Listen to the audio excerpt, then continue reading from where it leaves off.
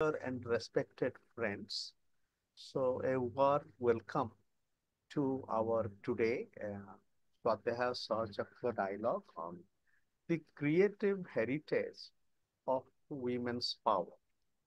And we are following the great call of International Women's Day, which is yesterday, March 8th. But Women's Day, though it is focused on one day like March 8th, but Women's Day is every day, and it is also a man's day in the sense that Women's Day is not isolated from the integrally connected reality of men, women, children, transgender, and whole reality and struggle of gender, a dignified gender realization. So it is in that Yeah. spirit.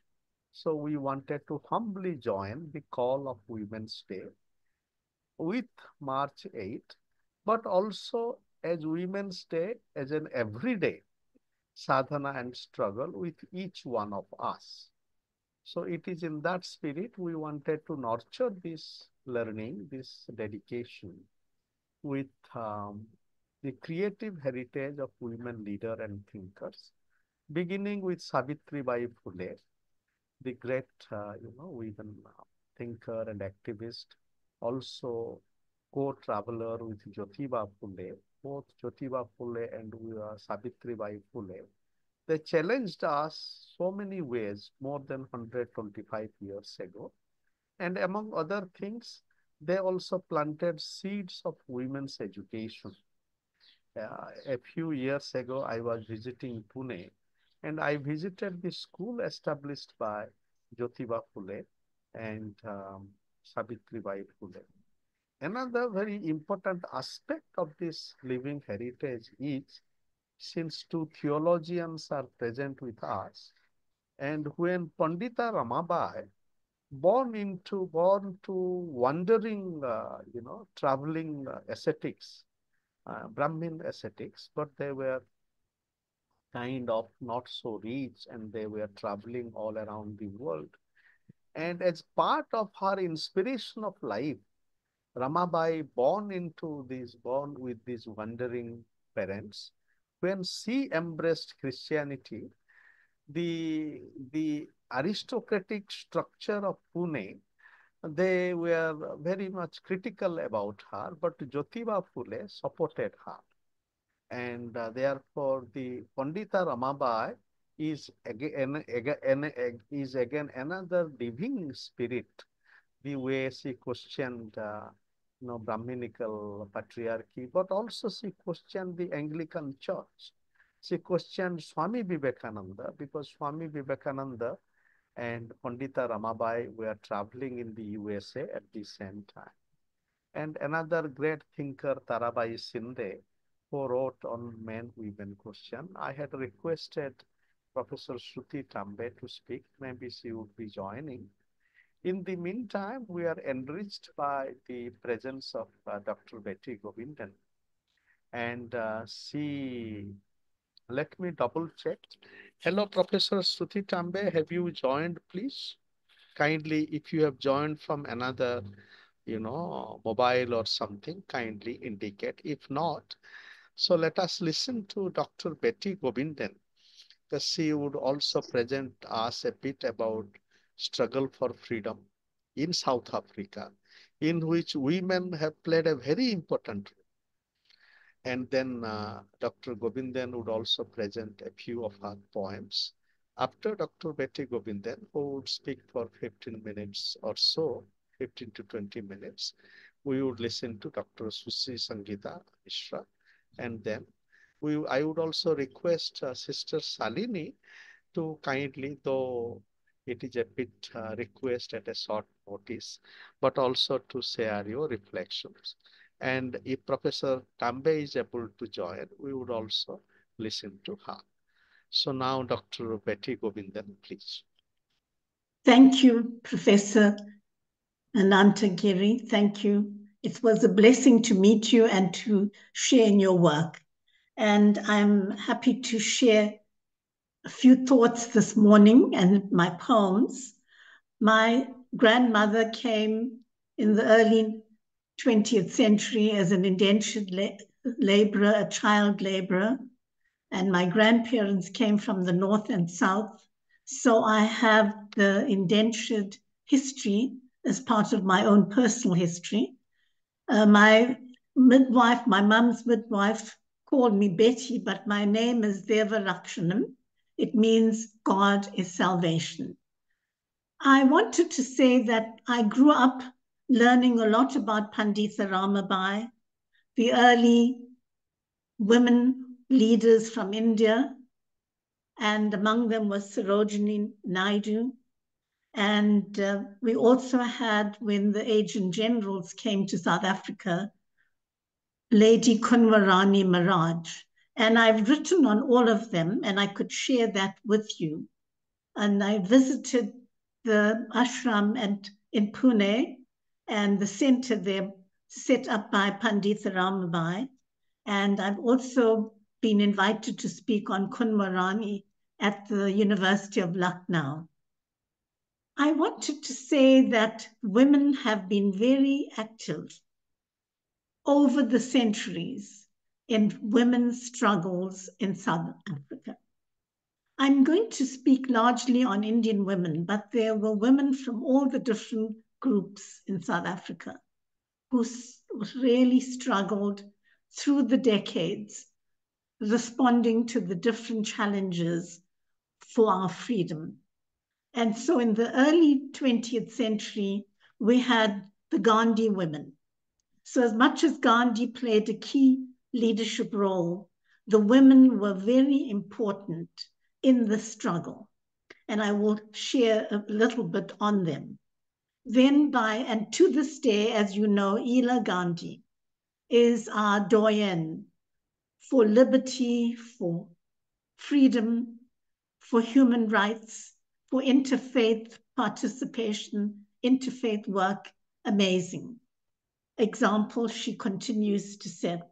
And indeed, the whole Gandhi family, including the scholar and academic Uma Dupilia, professor at the university here in Cape Town, and Ela's own daughter, Asha Ramgovan, all play very key roles, and Kirti Menon play key roles in the ongoing demand for women's liberation.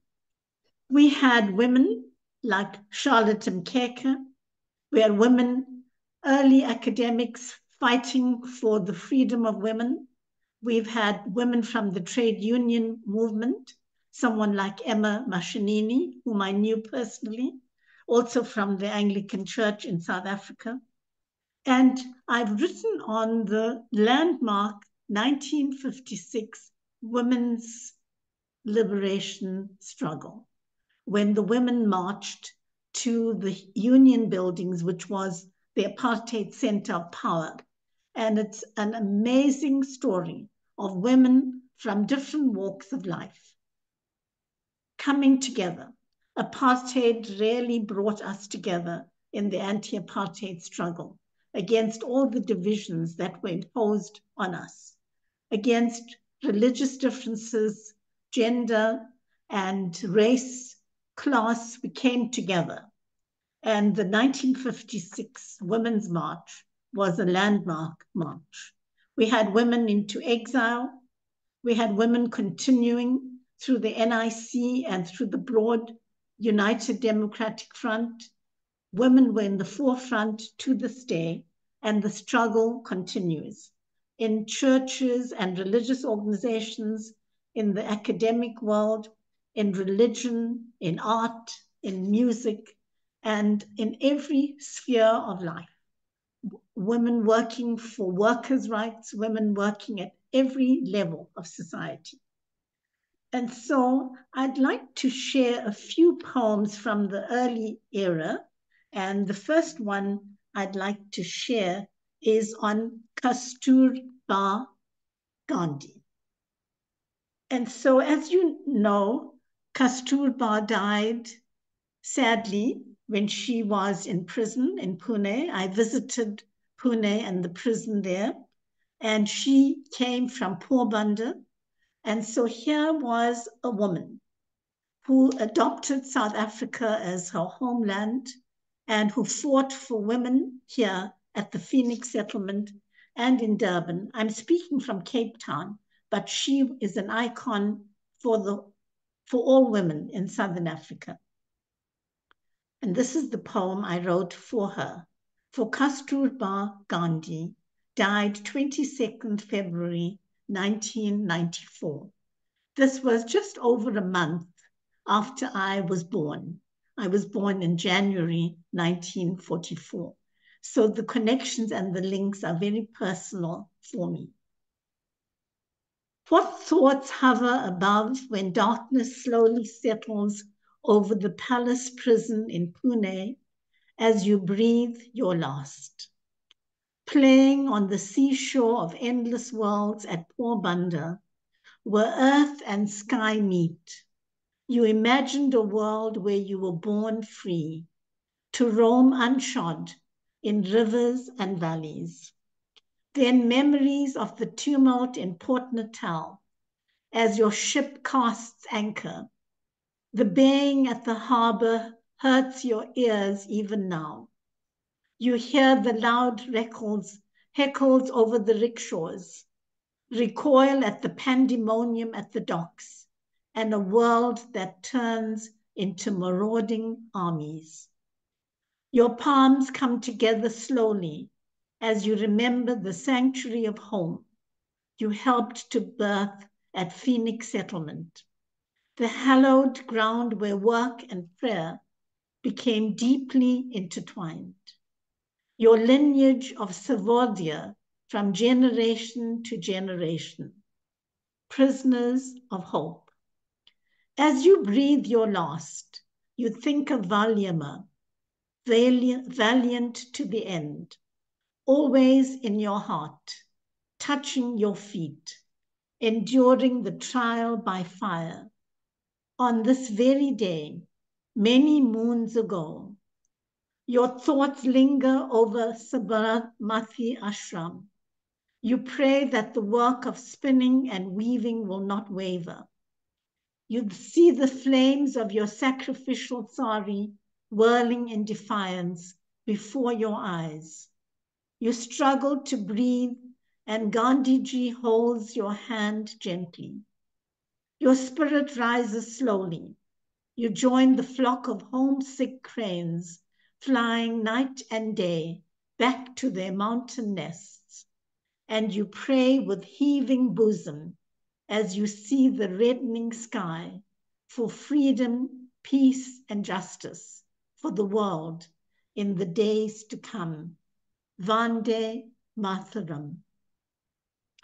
And you will recognize there some of the lines that I have drawn from Gitanjali, from Rabindranath Tagore. And just to say that Valyama died in prison holding our dear Kasturba as they spent the last days together. And so I'd like to then read the poem that I've composed for Valyama, which records her heroism.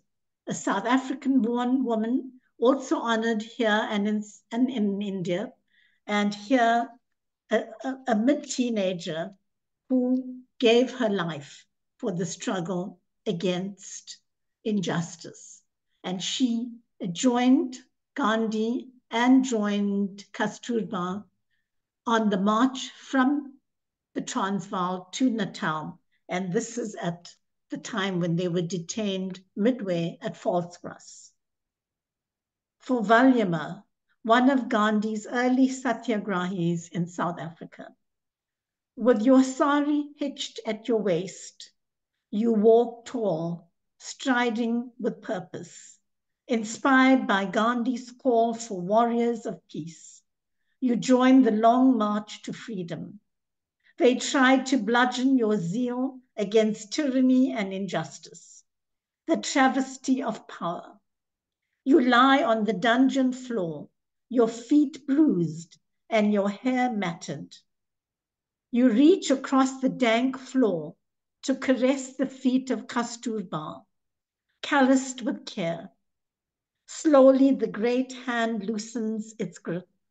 Your vagabond spirit soars, yearning for air.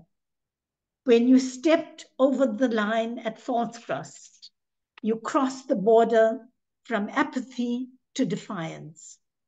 You crossed the border. Falls is on the border between the Transvaal and Natal. You crossed the border from apathy to defiance. You crossed the border from comfort to rage. You crossed the border from silence to suffering.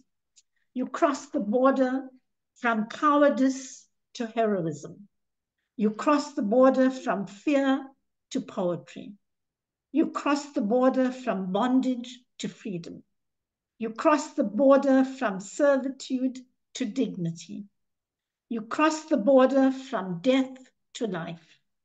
Your name, Valyama, is now emblazoned in Mother India, Mother Africa, and across the last sky.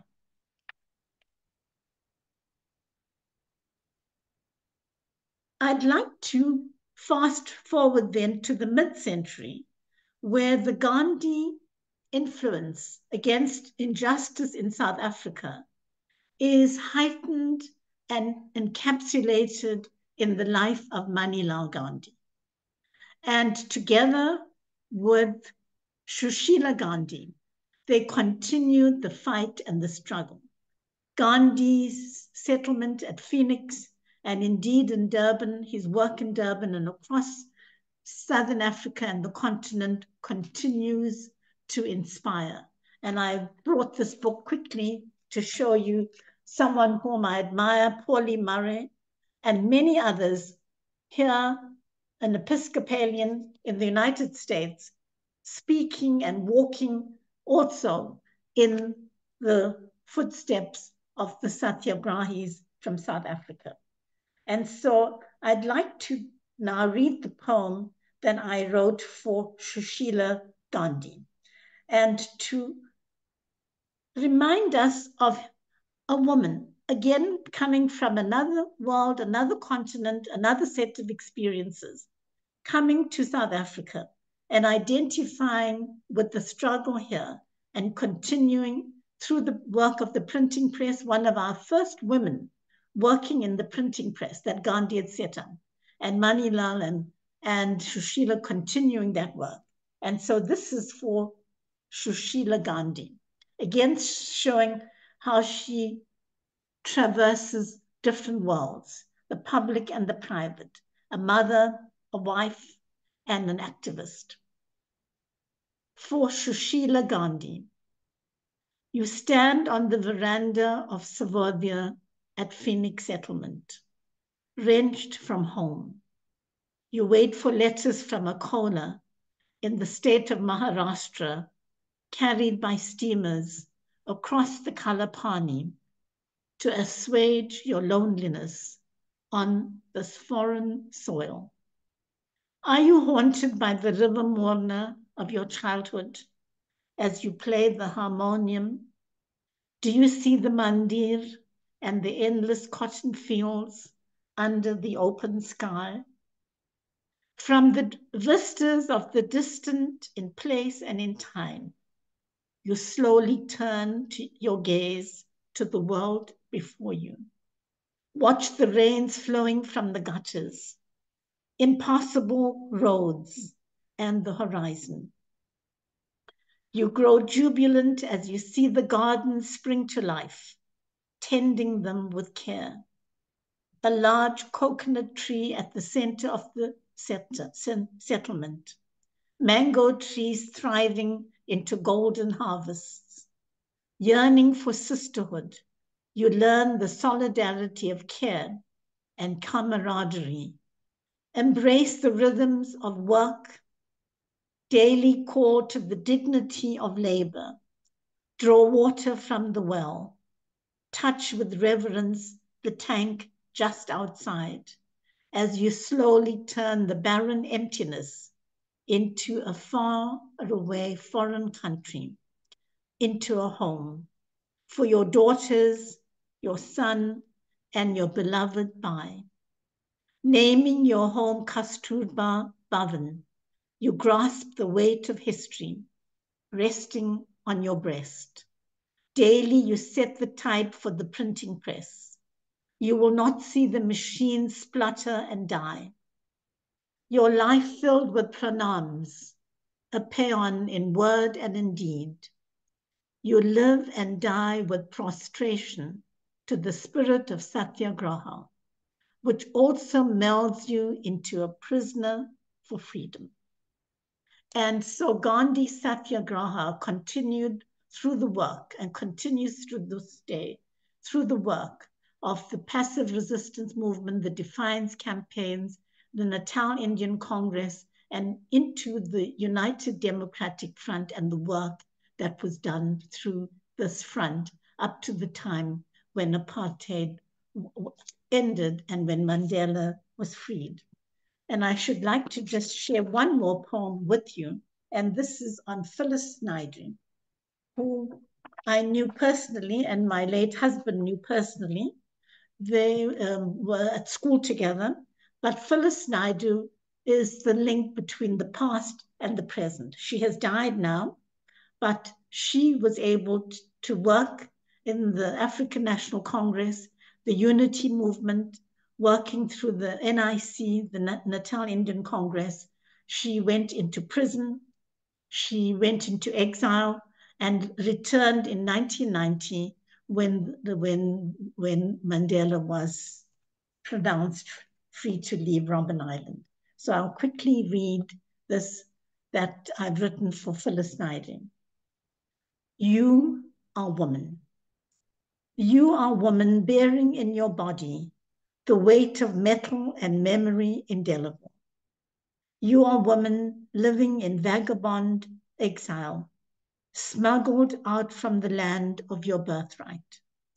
You are woman weeping for your Absaloms, murdered by apartheid assassins. Her son was killed during the time of exile. And she presented her petition to the Truth and Reconciliation Commission. And to this day, we have not received answers. You are woman weeping for your Absaloms, murdered by apartheid assassins.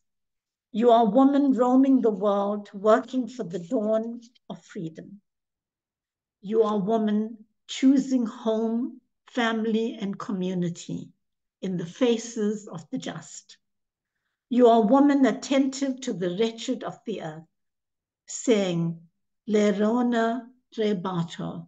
This is the language in Lesotho, our neighboring country, which means we are also people.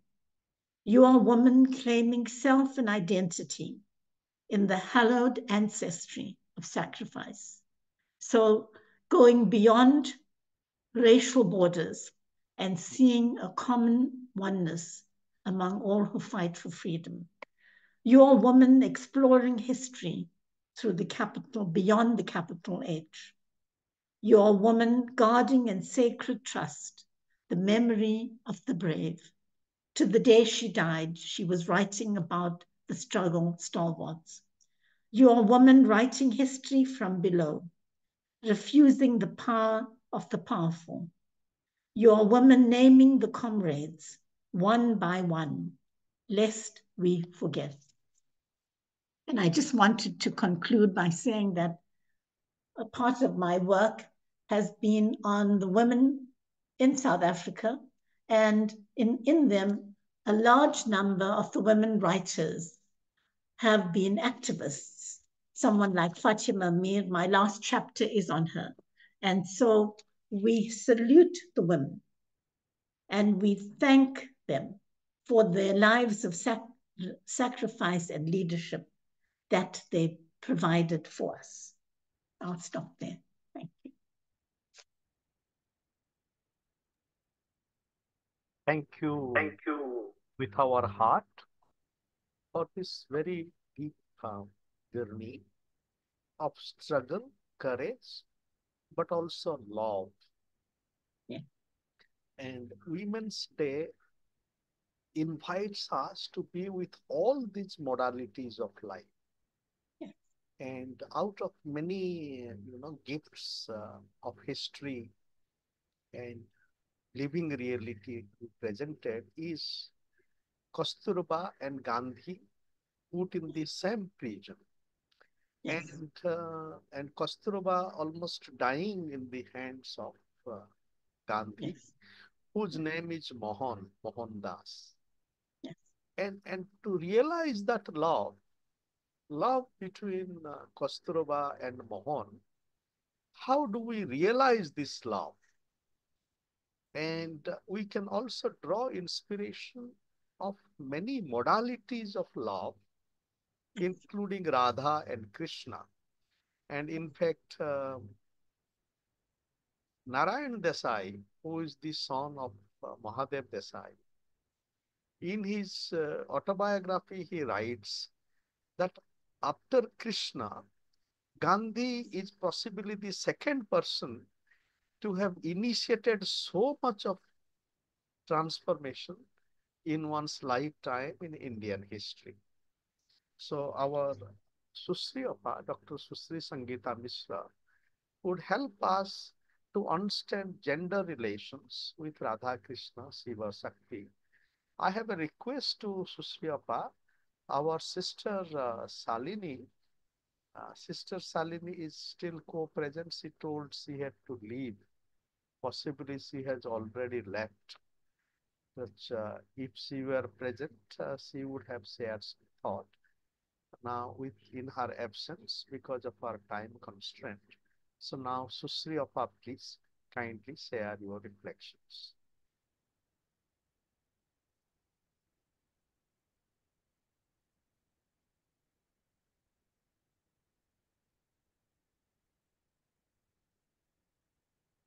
Please unmute yourself. Am I audible? Yes, please. Yes. Okay, good. Thank you, Bhai, and good evening. Warm greetings to everyone. Uh, so, okay, uh, so we will today discuss on this topic. Why do I have 10 to 15 minutes? Accordingly, I'll structure my thoughts. Yes, 15 minutes, please. Okay, okay. So we will I'll start with Siva, or rather, I'll combine both, and then so in the cosmic theater of creation, the dance of existence unfolds through the intertwined energies of two divine pairs, Radha Krishna and Siva Sakti. Each one reveals a unique dimension of creative gender power. Siva Sakti embodies the cosmic balance, the consciousness and energy, the stillness and motion, the destruction and creation, while Radha Krishna, in contrast, transcends the boundary of self through love, devotion, and spirituality, or rather divine play. While Siva Sakti represents the raw dynamism of universe, creation, and its dissolution, Radha Krishna sows. I use grammatically deliberately a singular, Radha Krishna souls, not so, Radha Krishna souls of the transformative power of love, where surrender and union can dissolve all dualities. In essence, both these narratives, both the stories reveal that gender is not about dominance or opposition, but an eternal interplay between the forces, where the true power lies in harmony and co-creation. Secondly, and another most important dimension to this is both these divine unions of Radha Krishna and Siva Shakti offer a timeless insight into the fluidity of gender and power. That is also is another very important topic of discussion is what I feel. Uh, you know, especially Radha Krishna, although both the stories, both the uh, um, narratives um, uh, offer two different glimpses in two different paths. Especially Radha Krishna challenges many conventional norms as it portrays love as a transformative force where devotion and surrender are not the sign of weakness, but the highest form of spiritual strength. So here, it can be also looked at, it goes beyond even the gender discussion and goes into a higher form of devotion and probably entails a bigger, arena. Coming to Siva Shakti, in context of gender, it represents the balance of logic and emotion, the balance of action and stillness, the masculine and feminine. Needless to say, the masculine representing the Siva side and the feminine representing the Shakti side, uh, which essentially resides within every individual. So, in that context, we can possibly look into some of the stories that we, some of the uh, uh, known stories that we know. We will not go into exactly which Purana and all. We'll try to look into them with a lens of logic and spiritual, rather philosophical inquiry, discussing the particular narrative. So here we can come to the topic of Ardhanarishwar. I would assume that everybody knows, is aware of the concept of Ardhanarishwar. However, in just 1 minute, I'll give a brief background of it. There are many, backstories behind it, how the concept emerged and how and where and which circumstance, Lord Shiva had sown his Ardhanarishwar form to the world, to the cosmos. Essentially, however, we can actually look at it from different angle, but all will culminate into the same. That what I was just saying a minute before, that to show that the presence of masculine and feminine are not two separate forces lying outside of self, but it is two forces lying within the self that constitute and creates the energy of self.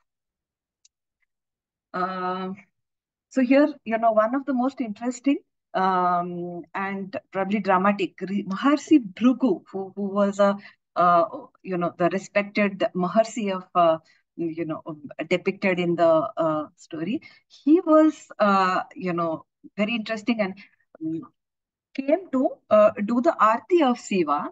And that's when he found Mata Parvati, Sakti, the other name of Sakti, Mata Parvati, was sitting beside her, and he stopped while doing the Aarti, and he waited for Parvati to leave so that he could do the Aarti to the worship Lord Shiva. And since Parvati was not moving, she was innocent and unaware of this. So he said that I'm waiting for the to worship, and that's when Shiva intervened and he said that no, she would be there and she needs to be worshipped. If you want to worship me, she is part of me, and she needs to be. First, he said that she is my partner, and she needs to be worshipped as well. And then Maharshi still did not do, and he waited for clarification and waited for her to leave. That's when Shiva sowed his Ardhanariswar form to prove what he was saying was not just words, but they were actually the fact and reality. Here we can come to a very important and interesting one side of it, the spiritual and the mythological dimension of it, but also we can see at a social level at this, that we can see that how the energy of the protective energy and the energy, the masculine energy actually stands up for the feminine energy. So this can actually be a topic of discussion from a social study point of view. Before we go further into it, I'll just uh, mm, bring in one more interesting narrative. All of us might have seen that Shiva, that picture which is Shiva lying down on the path of Kali. Kali is again the same, another form of Shakti. Uh, uh, the form which was created out of the rage and anger after a fierce fight with the demonic powers, the Raktavija. So all of us might have seen that picture, and that's like Shiva lying down among the ghosts, and Kali, Mata Kali is walking, standing on her with her tongue out, blood on her mouth, and and the skulls in her, on her body. So this also says another, from the, if we go beyond the story part of it and get into the psychology and sociology side of it. Why did Shiva lie down? Okay, so for those who may not be very familiar with what was the context, there was a demonic power called Raktavija, who had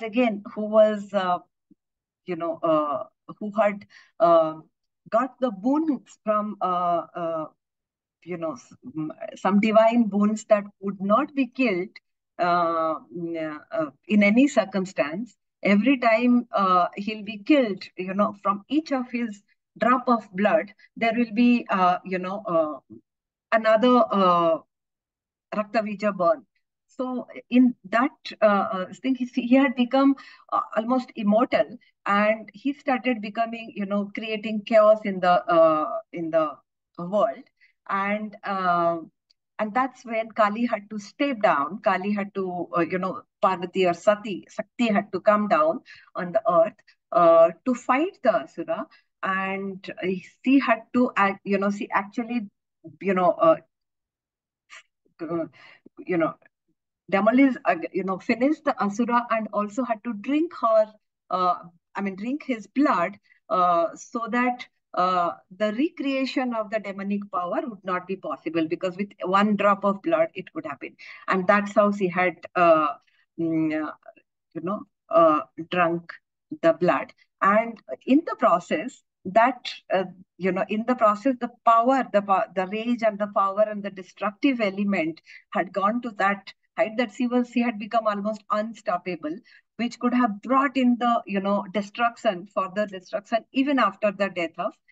It's like what we call the, in science, the inertia of motion. So it was becoming unstoppable. That's when Shiva had to come down and to lie down to absorb her rage and, the power, which had become uncontrollable after this particular, incident. Now, coming back, if we really look into the minute detail, why did Shiva actually lie down, and what does it signify? How can we actually see it from a few different dimensions? So Shiva, being the ultimate consciousness, neutralizes, Kali's uncontrolled destruction by observing that energy. It's also the symbol of ego dissolution. The act represents the triumph of awareness over, mindless action, where Kali, the fire's energy, that point in time, Sakti, had to be balanced by Shiva's stillness. So, this is one way we can understand it. And also the, the Kalis, also it both put together could really create that point in time, the cosmic balance.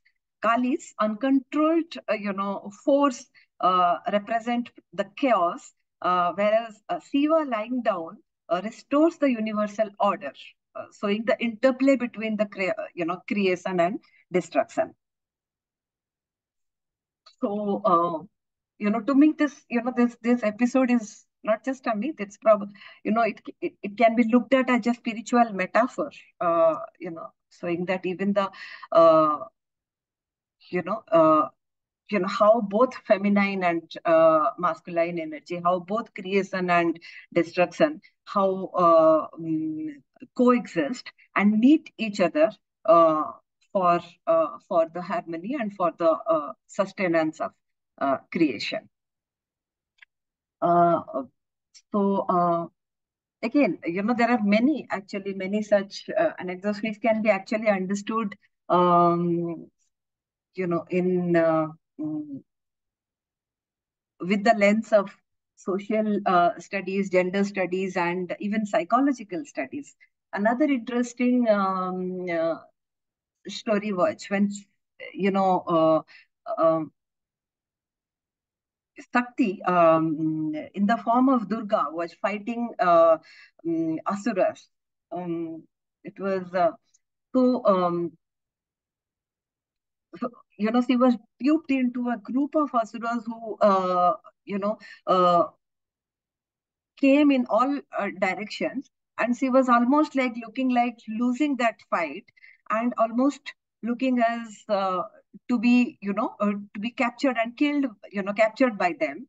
That's when Narada went to, and Narada being, he was extremely worried, and he went to, Shiva was doing his meditation at that point in time, and so Narada went, and he actually uh, you know, broke Shiva's meditation with his, and he said, how can you be still and, meditative at this point in time when your wife, your, partner is fighting and almost at the verge of losing?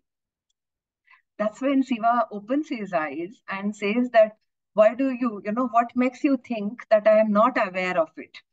That gives again another very interesting. So there are two sentences he said, I thought that both these sentences have got profound meaning and lot to ponder over.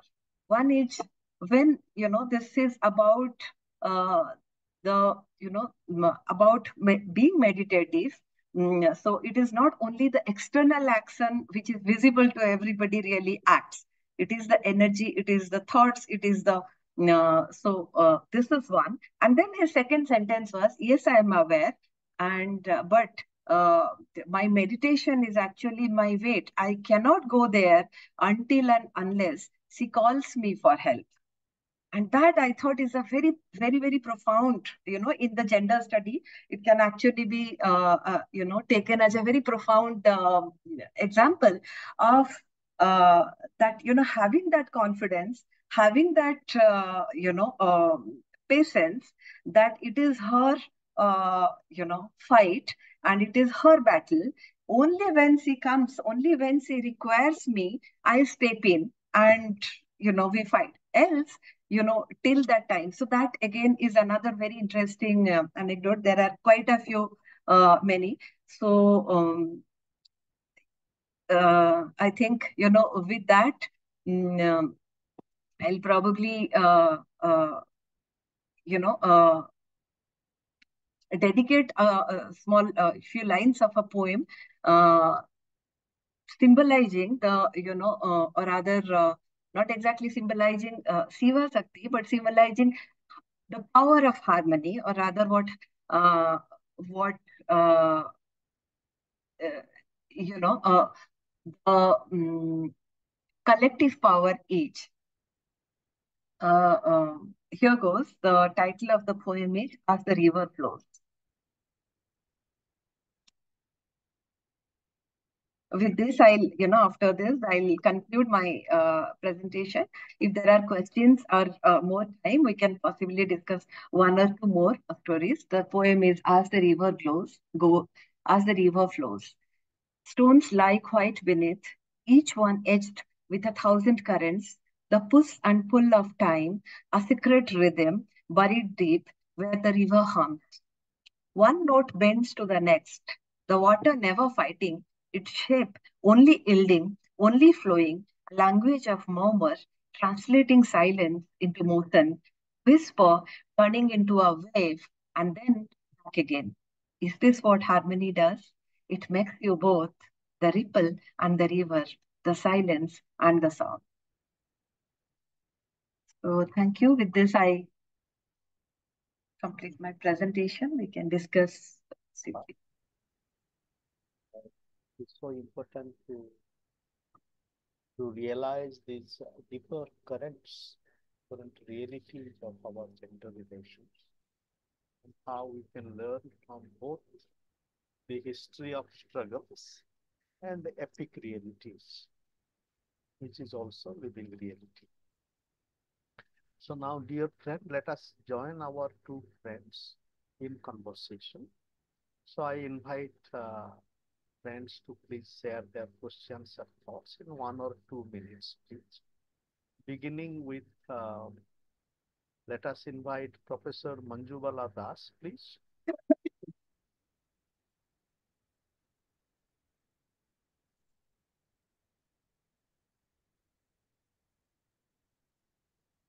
Please unmute yourself. Okay, she's taking some time. Respected sir. Yes, good afternoon, please. Sir. Good afternoon. Yes, good afternoon, please. Yeah. Good afternoon. It's very nice discourse. I was listening regarding Madam's Shruti, what she has told regarding Sakti and our Bhrigu Maharshi. Really, it was interesting. What I heard first time. Thank you so much for this opportunity and conducting this type of seminar also, which enrich not only our theoretical knowledge, also the spiritual entity. Thank you so much, sir. Please open your video, Professor Das, if possible. Good afternoon, sir. Oh, yes. Good afternoon. Yeah. Namaste. Yeah, meeting you after a long time. Yes, yes. So please join us. We hold our dialogue every Sunday. So we would invite. Okay, sure. And thank you. Now, Dr. Ruspendi, please, from Bali.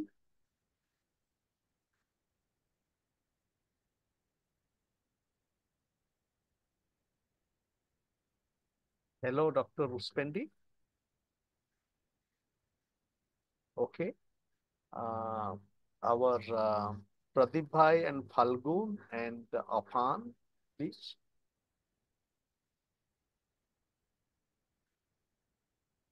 Please unmute yourself. Yes, sir. So, yes, sir. It was like a very good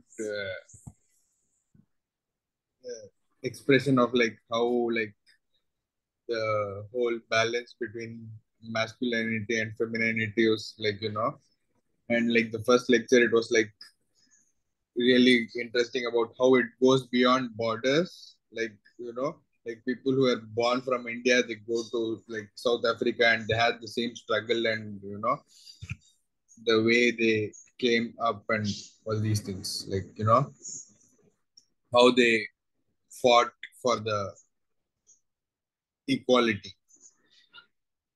And same thing is also seen with like I mean, I think like empowerment, like with the Shiva Shakti, this thing, like in the like how Shiva was like waiting for like Kali to like come up with like ask for help instead of like intervening, and like so that was like really interesting, like how the whole balance, like cosmic balance is.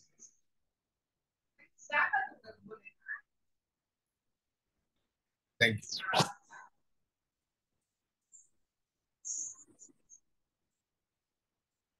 Thank you, sir.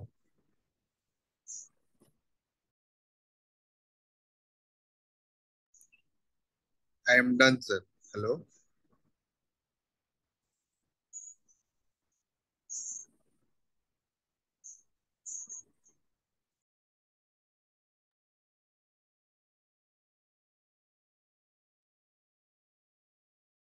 Anantabhai, are you there? I think.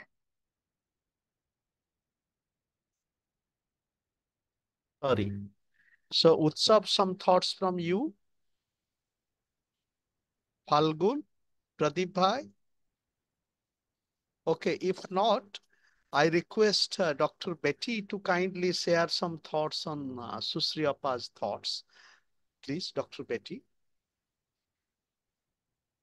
On what, Dr. Guru? On Susri Appa's presentation on Shiva Shakti, this energy. So as a very deep, participant in women's struggles, and so some reflection from you on this dimension of gender relation. Yes, I think it's a very deeply philosophical and spiritual challenge to us, because often when we are involved in activist work, we look at the historical, the material, we look at the everyday, and it's important because that's the reality we live in and we're confronted with. I was going to say, but, and I think, and alongside that, we need to see how our body, our mind, our spirit are connected with the spirit beyond and with other spirits, with others, and to understand our unity within the world, which includes human and the non and beyond human, all of life. And to have that kind of cosmic understanding of who we are, of our identities, and how we could live together is a deeply challenging one. And all our faith traditions have that dimension and the way in which we should connect body and spirit, matter and spirit.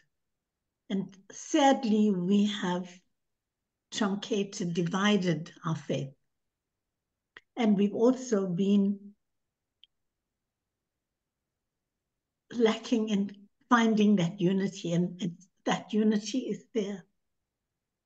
That unity is there of word and spirit, of action and thought. And I wanted to thank us, sister, for reminding us of this through the sacred scriptures. Thank you, Dr. Betty. So important. And another dimension of this is that the social and the historical, and how they also are sides of the transcendental, and therefore the transcendence, and both closure and transcendence. Because in gender relations, there is a reality of closure, and in fact, historical injustice is part of closure. But then also there is the reality of opening, going beyond closure and domination. And therefore, how the historical and the mystical, in fact, love is practical mysticism. So yes, every act of love is an act of transcendence and union, as it is implicated in varieties of historical closures. So important to simultaneously cultivate historical struggles against closures and domination, at the same time transcendence. I was reading Herbert Marcuse this morning, the great philosopher. In his one-dimensional man, he is arguing that how the systems, every system, especially contemporary systems, he wrote it 60 years ago, all these systems, they nullifies transcendence. And therefore, how important in our everyday struggle. And we, we hold the transcendence in our everyday life. And that moment of both struggle and love, and what is called loving struggle, how it is a moment of transcendence. It frees us from our structures of domination and closure. And one step of opening, it plants the seeds for many other steps. Another important link from Dr. Betty's deep reflection is going beyond human, because women's movement or International Day of Women, and in fact, the whole challenge of linking body and spirit is that how in the discourse, in all patriarchal discourse, women has been conceptualized mainly as a body and matter, and the devaluation of body and matter, and which has both political and theological sanction. So how today we would have to reanimate, re-realize the deep spirit of body and matter, and women as body, women as matter, both men and women as body and matter, at the same time animated by the spirit. But with the women's condition, in fact, there are a lot of very important works done in women's studies by philosophers and anthropologists, how the whole production of the discourse of woman as body, and we realize that that is also part of sexualization of women and the kind of commodification of women. So therefore, we need to link body and mind and spirit together. Secondly, going beyond the anthropocentric, how women's movement and men's movement, they need to part of the broader movement of life, and Lord Shiva's Nandi, because Shiva is also not imaginable without Nandi, and the dignity of the Nandi, and also many of the Bhujangas, all these follow travelers of Shiva, they are not just human beings, they are very different kind of entities. And Shiva, holds them together, and our Shakti also, Parvati, feeds them. So in a way, the Shiva Shakti, Shiva Parvati, it is a very interesting space of not just the human and not just the divine, but also other beings. And therefore, today gender struggle need to be part of that sadhana and struggle of all life. And that way, in the whole movement of every species matter, and the movement of cross species dignity. Dana Haraway, the great women's studies scholar, talks about when species meet. And Martha Nussbaum, in her work on justice, talks about cross-species dignity. And Iravati Karve, a long time ago, in her book Yoganta, she had challenged us to realize that the humiliation of Draupadi in the court of, that humiliation, follows the humiliation, the destruction of nature, the burning of Khandava forest, that plants the seeds for destruction. And in fact, Takshaka, who comes out, he builds the palace of illusion for the Pandavas. And Duryodhana comes, and he falls down, and Draupadi laughs. These are human attributes, Draupadi laughs as a woman, and it is not a criminal act. Duryodhana falls down, it is part of fragility of life. But Duryodhana falls offended. This is also reality. Human emotion works in a very complex manner. Instead of just vilifying Duryodhana, as the arch-evil. The challenge is to realize the primal evil that begins with the burning of the Khandava forest. And who is involved?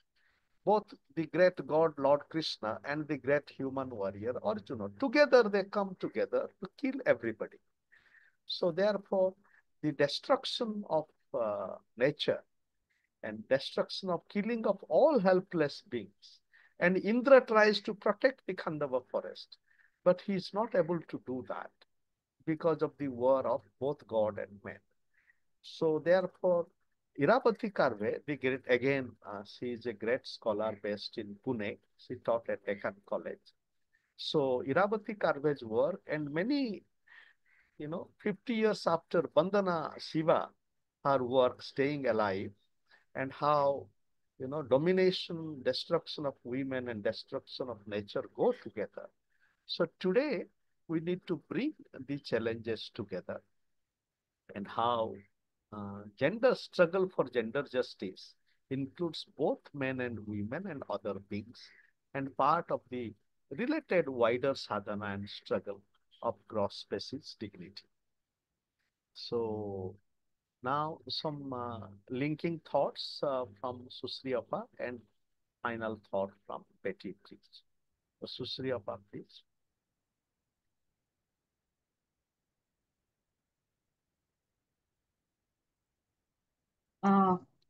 Yes, very beautifully extended by, by you and Dr. Betty, what I spoke, and then what she said is very important, that in this discourse, we need to go beyond human. And then that does two things. One is, that also gives us the creative way of thinking, imagining the present and breaking boundary of thought, breaking the stereotypes of thoughts. And so that is something that I was thinking as he was saying, that beyond, going beyond. Yeah, I think very interesting, to have listened to everyone's thoughts. And Dr. Betty, a few concluding lines from you, please. Yes, to just say that the Chipko movement has greatly challenged us over the decades and has greatly set the example of what it means to embrace the living in all its forms. And that is such a feminine, maternal gesture, which we offer the whole world. How do we embrace one another? How do we embrace our planet? And when we think, as we sit here, we think of our world and all the divisions that are rending it apart. What does it mean to engage in the hugging in all its forms and to become one?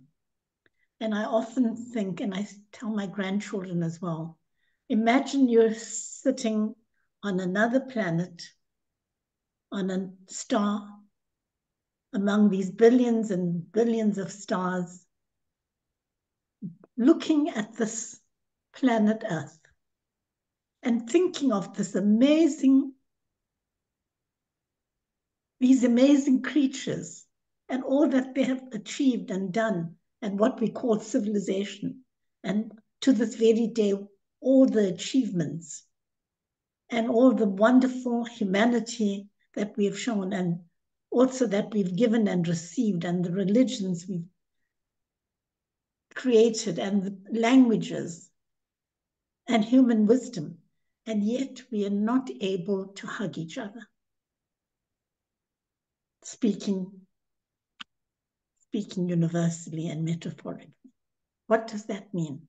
And the Chipko movement is showing us an example.